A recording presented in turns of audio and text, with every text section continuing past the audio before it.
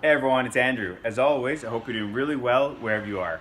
I'm feeling really good today. I just finished my first jump rope session in several weeks. Some of you may have noticed that I've been a little bit inactive on YouTube, and that's because a few weeks ago I went to the Pyeongchang Winter Olympics, and that was a great time. I saw some ice hockey, some figure skating, some curling. I met a lot of cool people from different countries. I even met some of the athletes, so it's just an awesome, awesome time.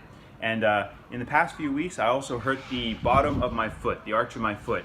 So I really haven't been able to do too much intense cardiovascular exercise. I hurt my foot by kind of playing a little bit of rugby. So yeah, my exercise has been limited to a lot of like walking, hiking, and body weight training. So I was absolutely delighted to get outside today and do some jump rope. It's spring and the weather is fantastic. It's 15 degrees at the moment. There's a nice warm breeze. I'm able to wear shorts and t-shirt and get some sunshine and vitamin D. Anyways, in the past few weeks, I've been getting quite a few emails and questions. Notice two topics kept coming up. One is any tips about losing body fat, and also I've been getting some questions about different jump rope brands, namely Crossropes. So I'll just address these two questions, and then I'll show you some footage from my workout here today.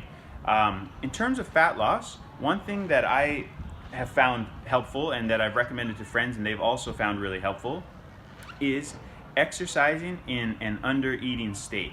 And what I mean by that is, this morning, for example, because I have some free time, this morning I got up and I didn't eat maybe as kind of a big breakfast.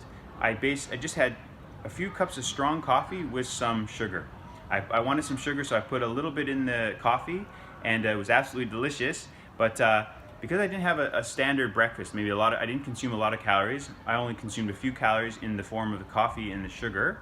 And then I used the computer for a little while. And I love getting up in the morning, if I have time, drinking a few cups of coffee, reading some articles, watching some videos, just kind of easing into my day. And then afterwards, I came up to the roof and I jumped rope for 15 minutes. It wasn't extremely intense, but I jumped rope for 15 minutes straight without stopping. It wasn't too intense in the sense that I didn't really incorporate a lot of double unders or stuff like that, because I'm just easing back into jumping rope. And then after I make this little talk here, I'm going to go for a walk around the neighborhood because the weather is so nice, and I'll take a walk to one of the local parks and I'll do some body weight training like pull-ups, dips, push-ups, stuff like that. So this morning I haven't really eaten that many calories, so I'm already in a calorie deficit. On top of that, I've exercised in the under-eating state, so I'm creating an even bigger calorie deficit. For example, if you have some time on certain days of the week, maybe get up, ease into your day, consume maybe some low-calorie beverages or maybe no calories, maybe just coffee or tea, and then do some exercise. Come home, shower, and then go about your day as normal. And by doing so, you're burning a lot of calories almost effortlessly. I don't like exercising when I have a lot of food in my stomach. So on days that I have time, I love just easing into my day with some coffee and then do a workout. And because I didn't eat breakfast that day, I've already kind of reduced that calorie consumption. And on top of that, I'm exercising in the under-eating state and I'm burning even more calories. And you might not burn a lot of calories maybe in the space of a week or 2 weeks, but over time, if you do that, if that's something you incorporate into your lifestyle, it can really make a huge difference in terms of burning body fat. So I highly recommend doing that. Maybe this weekend, if you have a little bit of time off, get up in the morning, don't really consume that many calories, maybe have some water with lemon, some coffee if you love it, some tea, and then do some exercise. Go for a hike, do some jump rope, maybe do both of those kind of things, whatever you enjoy, but try to be active. You can get outside, even better. Get outside if the sun is shining, get some vitamin D.